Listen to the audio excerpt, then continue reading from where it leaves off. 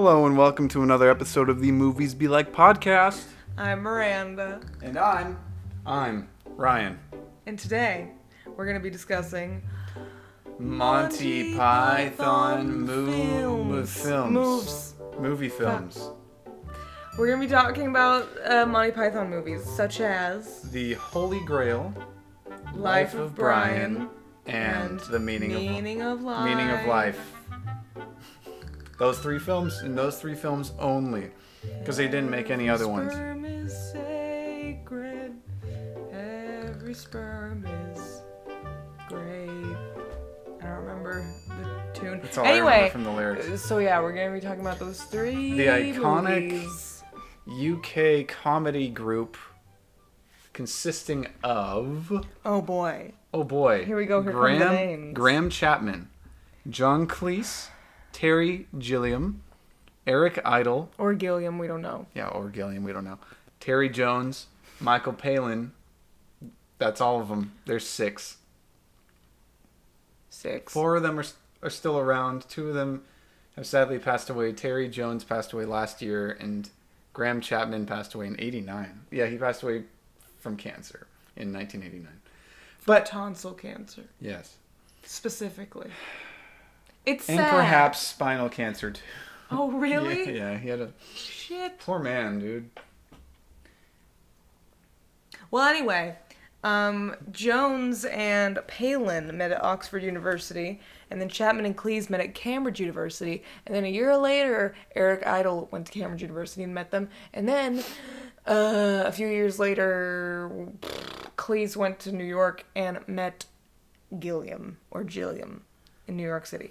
And then along the way, the six of them met up, and then they made this crazy kind of humor. Mm-hmm. And they created the show Monty Python's Flying Circus in 1969, which was on BBC, and they had 45 episodes. On Netflix, if it still is right now. At the time of this recording, they're on Netflix. Yes.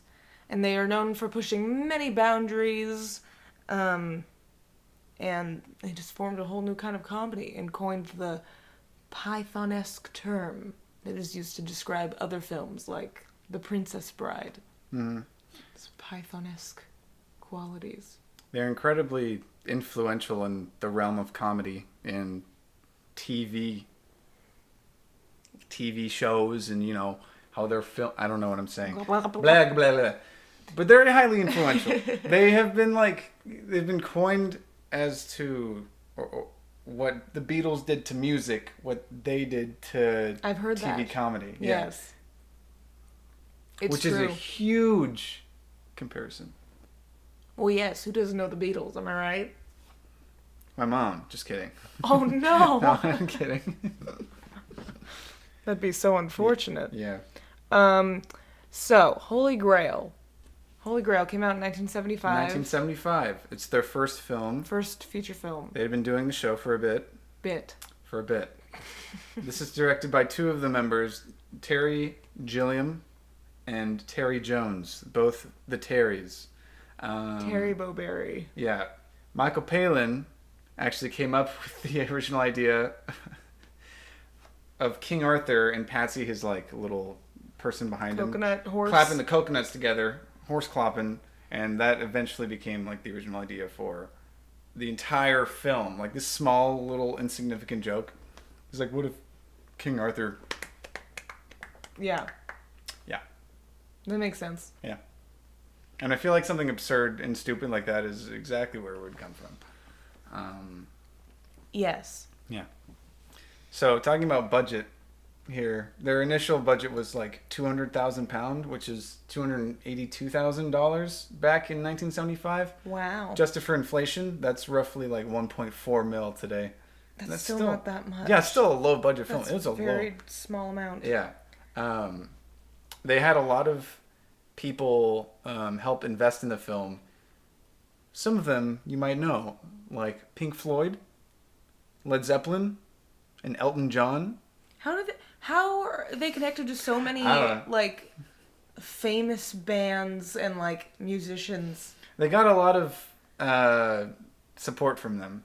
I think they were getting something about in the 70s they weren't making a lot of money or something, and they all the musicians loved their sense of humor. Apparently. Yeah.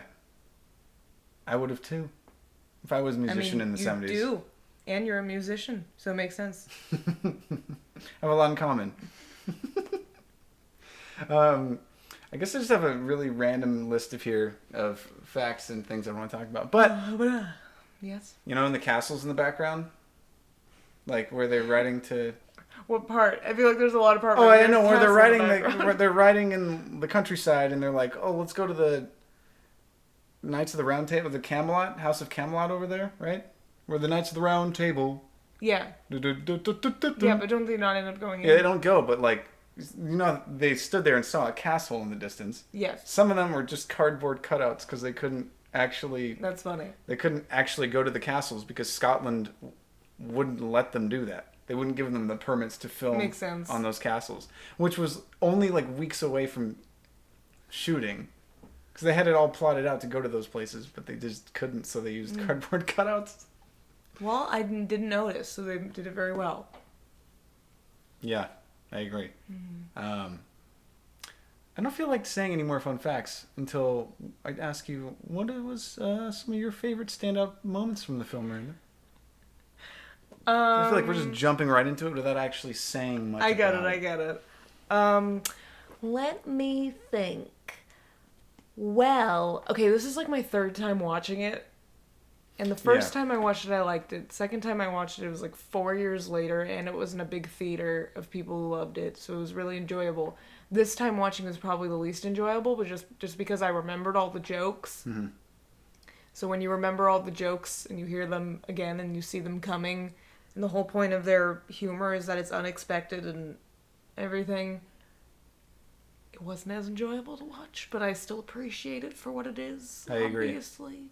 I feel like it's just not a very rewatchable film, I guess. If you haven't watched it in a long time and you feel like you don't forgotten remember a lot of it. Yeah, you don't remember a lot of the jokes, and that'd be a good time to watch it, but not like within a year. There's so many references I can make to this film that my brain is kind of overwhelmed right now. Like, one that I like is the one. I'm bad with names when it comes to Monty Python. But I think it's the guy. Which one? We have a list of all of their faces with their names, so we don't mix it up and forget. Michael Palin. Yeah. When Michael Palin goes to that house with all the girls in it. Oh, Zoot. And then oh, dirty, rotten Zoot. And she's just like, oh, dirty, naughty Zoot, Zoot, and she just keeps saying Zoot. I don't know why. And then they're like. What did they say about the scene being cut? Like, is this done yet? No, she looks at the camera and she's like, do you think this is a good scene? I really hope it is. They were considering cutting it or something like that. That kind of fourth wall break stuff is great. I think that's the only time it happens, too, in the whole film.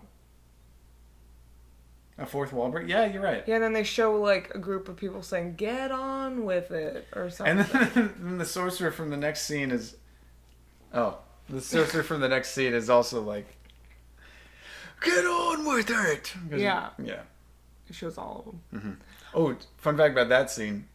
John Cleese, you know how he's standing on like this pinnacle? This tall rock? Far away from them all, and he's just like, doing this. Shooting fireballs everywhere. Well, he could have really died. He could have really died if... He fell off Couldn't that we all? I guess. If we just go to a tall rock and fall off, I mean, maybe. But it was very windy, and he was very scared of filming that scene. And between takes, he would just, like, he did it. Hunker down he did it. So he didn't fall. Another part I really like is just when they throw all the plastic animals off the roof. But they're supposed to be real animals. Mm-hmm. They're telling them to leave, so they just start throwing animals down at them, but they're all, like, fake. And they threw, like, a huge cow, and it crushed one of the people. Yeah. Apparently that was actually, like, a real tactic castles like that used back in the medieval times to discourage people from pillaging their... They'd throw their animals at them? They would throw, like, food and, like, scraps and stuff. Oh, well, food, so not animals. Maybe not animals. Yeah. Okay, well, that's different. Well, it makes sense to throw... It's like when the classic cartoon thing, when someone sucks in a show, you throw tomatoes at them. Yeah. It's like that, just food. They throw food at people to make them go away because they don't like them. Oh my god. The amount of time... If it was animals, then I'd be shocked. Yeah. Well, the amount of times... Well, animals were used in that scene too, but the amount of times there was like a cat being stepped on or used as like a violent comedic joke. When? Like, there... In the scene where all the Knights of Camelot are dancing in that same dancing number, they're like... That part goes by so fast. Yeah, I know. They're in the common room where all the tables are, and they step on a cat. I don't remember that. I don't remember that. You don't? When I first watched it, I was like, oh! And there's another time where, like, a poor woman was, like, smashing a cat against the side of a building or something. It was going meow, meow. God, I probably blocked that out. I hate it when people use cats as punching bags in movies. Nothing is safe in their movies. Anything can be made. Another good gag in the film is just when during the scene where that blonde pale boy is supposed to like get married and he has to stay in his tower, and then his dad leaves him and like tells the two guards like, make sure he doesn't leave, and then he tries to leave and then they just don't understand what he's saying, so he keeps having to reword his sentence and they just keep misinterpreting. It's funny.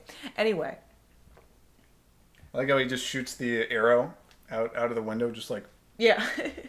He just really fast and looks back at them, and they're just smiling at him. They don't even do anything. They don't care. It's so funny. I mean, the classic is the Black Knight scene. I mean, I knew about that for years before I even watched the film. Limbs keep falling off? Yeah. That's John Cleese in the Black Knight suit. Just a flesh wound. Yeah, it is but a flesh wound. So every person in the film who was wearing armor was actually wearing wool knitted to look like armor and painted like metallic gray, except for Graham, who was King Arthur. He actually had real armor on, but everyone else had wool for some reason, and this led them to hate the conditions of where they were shooting in Scotland because it was cold and it was wet, and it made their clothing weigh even more than they wanted it to. And apparently the hotel they were staying in, the water heater couldn't give enough water for all of them to take hot showers when they got back from filming. So imagine whichever one of them was in like the mud, in that one mud scene where he's just like packing it into the ground and talking like political beliefs, and getting back to your hotel and really you can't take a shower, can't take a hot shower. Yeah. That would suck. Yeah. Yeah. Apparently in the Bring Out Your Dead plague scene, Michael Palin was on the ground and he was scourging through the mud, which was actual mud filled with like pig poop and like other just disgusting crap. And his character's eating the mud too. So in the mud they put like chocolate cake for him to eat, so it looked like he wasn't actually eating mud and pig poop, but he couldn't tell the difference. And after 7 takes, he like lost it and flipped out on everyone. But then after he flipped out, John Cleese just like clapped and gave him an applause for it. I mean, I'd be super pissed if I had to go take 7 takes of going through mud filled with poop. And that's how we handle conflict in Monty Python. Get mad about it? And we applaud. So the film has all the different kinds of comedy. I'll just list a few. I mean, it's great. It has slapstick, puns, sexual innuendos, breaking the fourth wall, absurdity, political humor, religious blasphemy, etc. I mean, the ending is just crazy because it's not even really an ending. It all just happens, and it's just one big, like, LARPing session with all of these people, and an innocent man was killed. Do you know what LARPing is? Yeah. Yeah. Did someone really die? Yeah, I mean, Not in real life, but in the film. Oh. Remember the way you phrased that. No, the historian guy. The ending, I just don't understand. Why does it... Who, like, did the police come or something? Yeah, so it's supposed to... It still throws me through a loop every time I try and understand it, but I think it's... I think it's one big LARPing session. But it doesn't make sense because other people die and there's sorcerers and... Oh, yeah. That's interesting. And you remember that there's a famous historian giving like a speech about some ancient ruin that he's standing in, and he gets slit through his throat. Yeah. I don't even know which character kills him. I don't even know who does that. It's not important. What's important though is that set off a string of events for the final arrest at the end, and he honestly didn't do anything. King Arthur, Graham Chapman didn't do anything. He didn't kill any of these people. They just happened to die in his presence. I mean, I guess except for the guy in the black armor. I've never tried to connect the dots in this film, so now I understand. Yeah. Well, all right. Mm-hmm. And then he gets arrested. He didn't really do anything. Well, okay. Yeah. Cool. Monty Python and the Holy Grail. Well. All right, now we're going to move on to Life of Brian. Life of Brian came out in 1979. It was directed by someone. It's probably the same people. Probably Terry Gilliam and Terry Gilliam and Terry Jones. Yeah. It was filmed in Tunisia, which is in North Africa. And so many, many locals in the area were extras in the film. 2 days before shooting, though, EMI Films canceled the financing for their film because they were afraid that it would be too controversial. Really? Yes. So they just canceled financing. But luckily, my favorite Beatle saved the day. George Harrison came in and was like, I'm a Beatle. I have $4 million lying around. Do you guys want it? And they were like, yeah. So then he made his own production company called Handmade Films so that he could make it official. And so George Harrison saved the movie. And it's merely because he read the script and was like, I want to see it made. So here's all my money. And then he's in it for like 15 seconds. Oh, yeah, that's right. He's a Roman guard, right? Yeah. No, he's not. I forget. But he's just like in the background in one scene. You can just find it on YouTube. Someone uploaded it and was like with like an arrow pointing at him. Because it's hard to pick him out in the scene. But anyway, Terry Jones liked to call it the most expensive movie ticket of all time. For George Harrison specifically. Yeah. So that's how the movie was made. Can't believe because Beatle of saved George it. Harrison. A Beatle. George Harrison. This is my favorite out of the three, too. So, yeah, I mean... Thank you, George Harrison. Yeah, it's definitely mine, too. Yeah. I think it goes... Life of Brian, Holy Grail, and Meaning of Life. Same. And I think it's like that for all of the Monty Python people, too. Like, their least favorite is Meaning of Life. And they all say Life of Brian's their favorite, so I'm just assuming Holy Grail's in the middle. Yeah. Yeah. Maybe. In Tunisia, there was a TV miniseries called Jesus of Nazareth that was being filmed there in 1977. So when they got there, they got to use a lot of... they got to borrow a lot of costumes and props for their movie. So they saved a lot of money through doing that. Good. And Terry Gilliam, he spent as much detail on the set as possible because he said that the more real the set looks, the more the characters contrast with it with being so crazy and silly, and it makes it more fun to watch, which it does. And remember the graffiti scene? Yeah. Where the guard comes over and instead of telling him to stop, he just fixes all of his grammar, spelling and grammar for him. And then he's like, you have to write this on all these walls by morning. 100 times. And then he does. Well, they actually had to make, like, prop walls and put them up, like, push them against the building because it was an actual sacred building, and they couldn't paint on it, obviously. So they had to make a bunch of fake walls and just push them up against the building. And they accidentally got a black smudge on, like, one of the walls, so they had to go back to set undercover one night and painted the stone's original color. But they kept that a secret for a long time. That's really scary. Yeah. And then when the movie came out, it was a mess. It was a mess? Well, I mean, a lot of people found it offensive. Oh. So 39 local authorities in the United Kingdom either imposed an outright ban of the film, or they put an X rating on it so that no one under the age of 18 could go see it.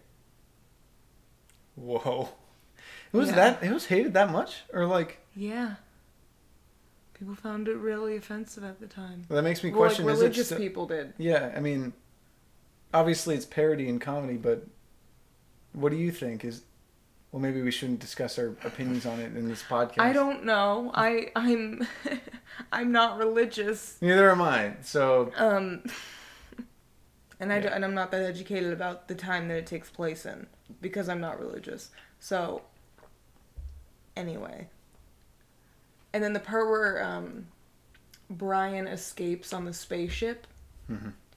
Or he falls off the unfinished staircase and then gets picked up by a UFO. Yes. Yeah. They were like, well, he's not going to get out of there in time, so what are we going to do? And they were like, for an impossible situation, we're going to give him an impossible solution. So they gave him a spaceship to fly away on for 5 seconds. But then he immediately lands down and they keep running after him right after again. So... Well, it like gets in a space battle and then crash lands in the same location where he was on Earth, which is crazy. And then... Which is crazy that could happen. Crazy how that happened. Yeah. Anywhere else in the world, no. He landed right back where he was. Mm-hmm.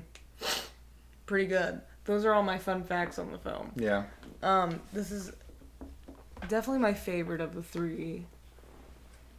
I think so too. There's just a lot of great comedy in this one. It was kind of slow in like the beginning of Act 2. Mm-hmm. I kind of like dozed off a little bit because I was like, like nothing that funny was happening. And I was also just like a little confused. I mean, I know that basically Life of Brian is like a guy who had the same life as Jesus. Mm-hmm. But he's like a common man. But he's not Jesus. Yeah. Yeah. Basically. Like the disciples came to his birth. Yes. And they're like, oh, no, just kidding. You're not the one. And they walk down the street and Jesus is right there. It's all shiny. This film has got some really good bits in it. Like the haggling bit. Oh. It's a good bit. Totally. Mm-hmm. I just said oh and I didn't have anything else. Oh, yes, yeah. That's a great bit. That's all I can say about it. Anyway, my favorite bits in the film are probably the haggling bit. And then also, What about the one where... I had the other one in my head. Is the other one when all of the troops march into his home to look for yes. all of the hiding people? When they all march in and then they come out and they're like, there's nothing in there. It's like, well, where did they look then? The Judean people's front? many people. And then they go in again and then all they find is a spoon. A spoon. He goes, good work. It's so funny. And then when they're all going in, they march for like 30 seconds. Or it feels like 30 seconds. Definitely not 30, but it's very funny. I love how Brian's just like out on the balcony and it breaks and he lands on that guy. And then he falls into the pot and they all clap because they think he's done. Oh, it's so and funny. then the guy that was laying there also like asks if he can have the gourd and he's like, oh yeah, sure, here, take it. And he's like, what? Don't you want to haggle for it? Don't you want to haggle for it? It's so funny. It's really good. It's really good. It's a good movie. What? Dickus. That was probably the least funny joke in the film. It's least funny because everyone has made that joke outside of the movie all the time. That was probably the least funny part of the film to me. Was the biggest, dickest part. Just because it went on for too long. I'm sorry, I'm offended. It would definitely be funny in 1979. Because, like, who was making dick jokes in film back then? I don't know. Now it's No one. like, well, probably someone. I just haven't. No one was I making haven't dick seen an jokes. extreme amount of films from that time, but like, you know what I mean? Like, I feel like that's a very normal thing in films today. So whenever Yeah. like there's a dick joke in any movie, I'm kind of like, I've heard it. Mm-hmm. Oh yeah, the other part that I didn't find very funny was just when Eric Idle played the stuttering guy Oh yeah, alongside the fake deaf guy. and then It's not funny, and then as soon as that one guy leaves, and then they start talking like they just have. yeah, I mean that was good. Yeah, that was funny. The fact that they were just faking it the whole time, they just went back to talking to each other. But the entire time they were doing it, I was just like, this bit is going on too long. There were just a few like bits that just went on way too long. Yeah, that happens quite often. Well, not quite often, but it does tend to happen in these films where, like, an originally funny bit will go on for way too long. And I've seen examples of it in all three of the films. I'm wondering how many characters each Monty Python member played in that film. I meant to look that up, but then I forgot. But, like, it's just crazy how much they must save on casting people. Yeah. Because, like, every single person plays, like, At least eight characters in every film. Male and female. Yeah. And, like... They do a great job at it, too. Now we'll move on to Meaning of Life. The Meaning of Life. From 1983. Right? 1983? This movie consists of lots of skits. It's divided into like multiple 4 parts. different parts, I think. Yeah. And within those, there's just smaller sub-skits within them that all kind of fit together, but Yeah. it's... Of course, the movie title says what it's about, and each one of the skits is loosely related to the entire meaning. So the first part of it is like 15 minutes long, and it's called The Crimson Permanent Assurance, and it's this huge corporate office in, I think, the UK, and they were bought out by the very big corporation of America. And they just turn into like these pirates that just sail across the sea to United States skyscrapers and just demolish all of them. Mm-hmm.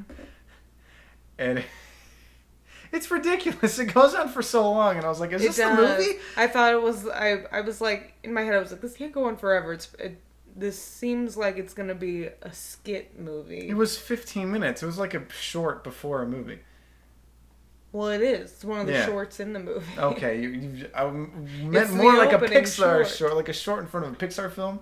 Well, Pixar's shorts are like 7 minutes. Yeah. So, and that includes credits. This, on the other hand. Anyway, I'm trying to make a comparison here, not getting technical. It's not a good comparison. I guess you're right. Opening fish. It opens to the fish who are just swimming past each other and saying hi to each other. Oh, good morning. I thought that was just going to be the skit. I kind of wish it was. It cuts back to them every so often. Yeah. And they see their friend Howard, like, served at the restaurant where Mr. Creosote, the most disgusting fat guy you could ever see. I hated that part of the film. I only have very select few fun facts. So gross. I have very few fun facts about this film, and it's about that scene. Mr. Crease, his vomit was compressed soup, and they made like 900 gallons worth of this. I don't like it. And it is Quentin Tarantino once claimed that while watching that scene, it was the only time he had ever been grossed out by any scene in any movie. Same though. That.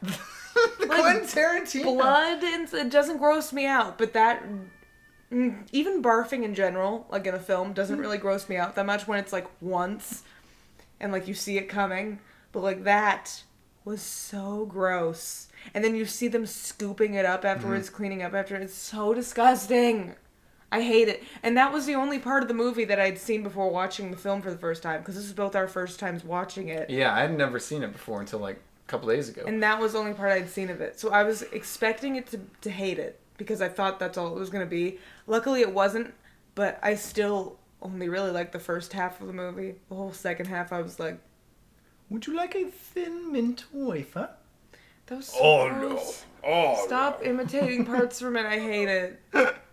I hate it. Ew. Oh, yeah. The other part I hated about the film was the part when they take out that guy's organs. Oh, the live organ donor? That was so That disturbing. was terrible. That was really dark. It wasn't even like, it's a thing. It's like, blood doesn't gross me out in a movie. It was like the principle of what they were doing. What terrified me. So nonchalantly. Yeah, with no emotion. So in my head it was like, oh my god, these men are sociopaths and they're just pulling out this innocent man's liver. And then he convinces the wife.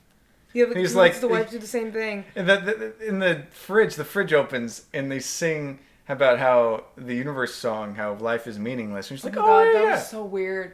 It is meaningless. Why don't go ahead now? The song was fine. It was just the whole entire part where they just shove him down and start pulling everything. And I'm like, I hate it. I hate it.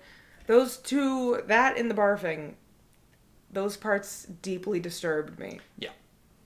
And made me, feel ill towards the film.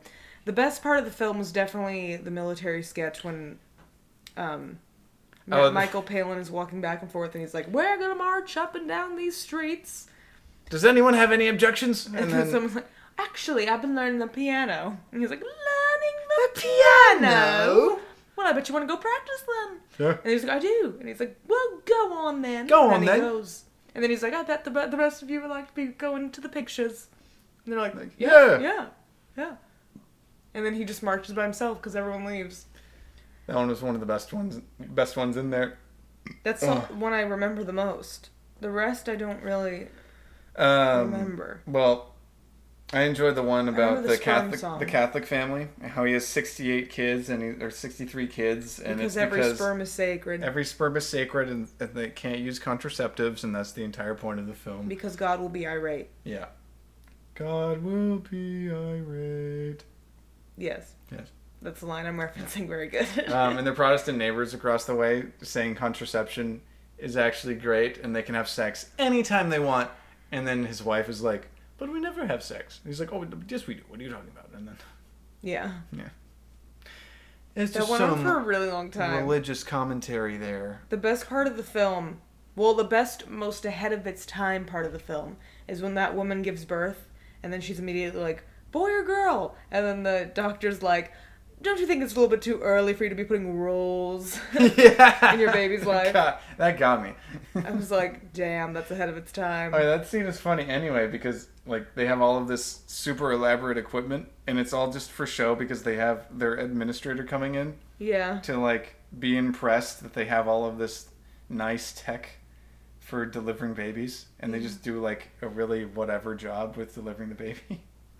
Oh God, the scene where they're teaching about sex education and then the teacher just has sex on this on his bed with his wife. Before we stampede to the clitoris, that was so weird. The beginning of that scene was funny, and then.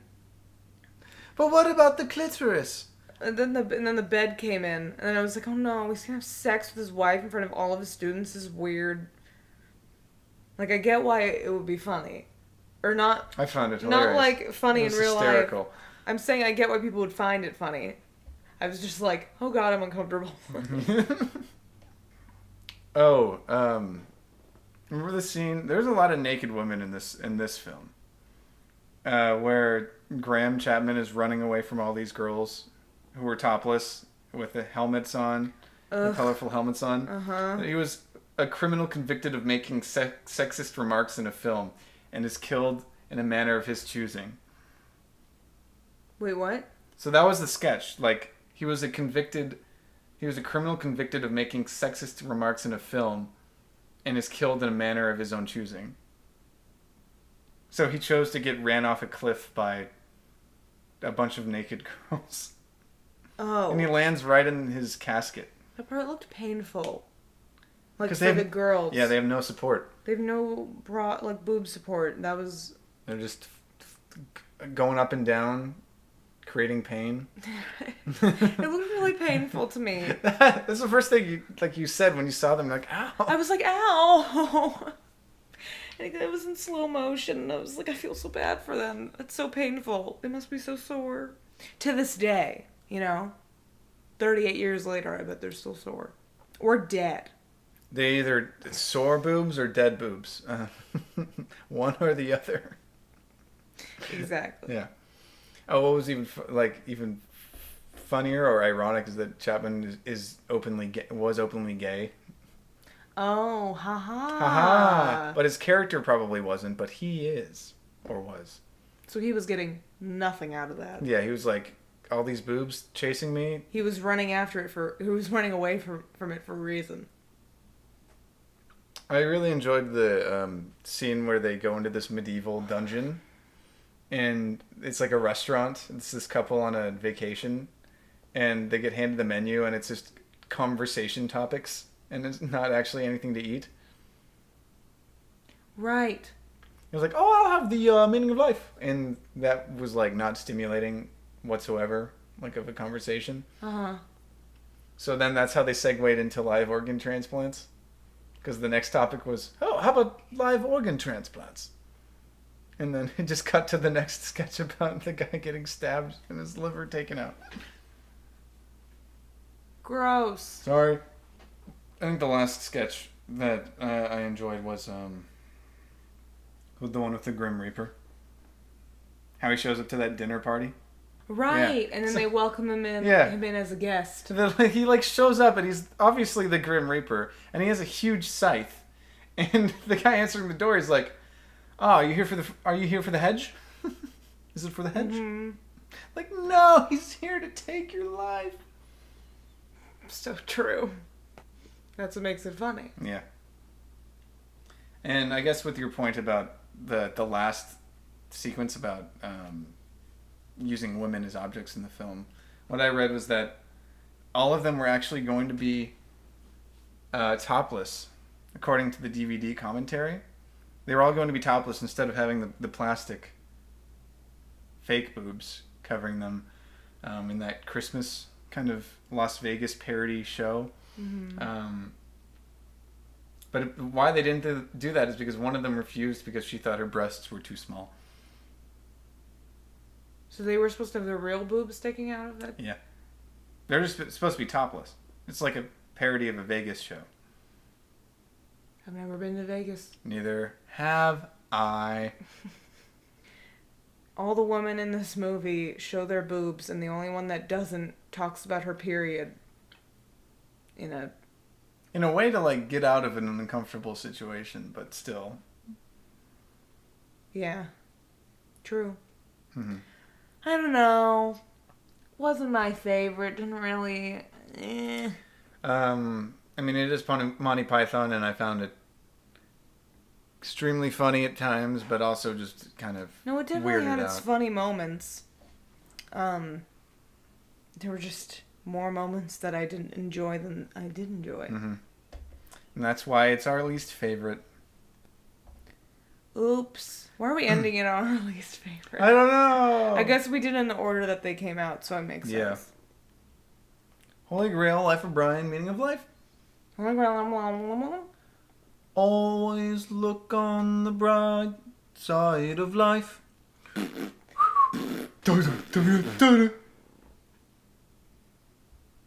Always look. Stop.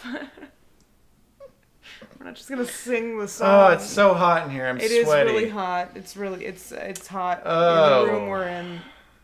It's hot in here. It's hot in here. So take off all your clothes. Classic song. Yeah. I think we're just babbling at this point. We should wrap it up. That's crazy. This is our shortest episode yet. I think that's okay. So this is going to be our final episode of season 1. Probably our final episode all together. Because we're done. We've had a good run. We feel like it's but we want to do other things. Yeah, like it's hit a natural ending point. And we've moved, so it's new start, fresh start for new things, other things. But it's been really fun, and we'll both still be creating stuff.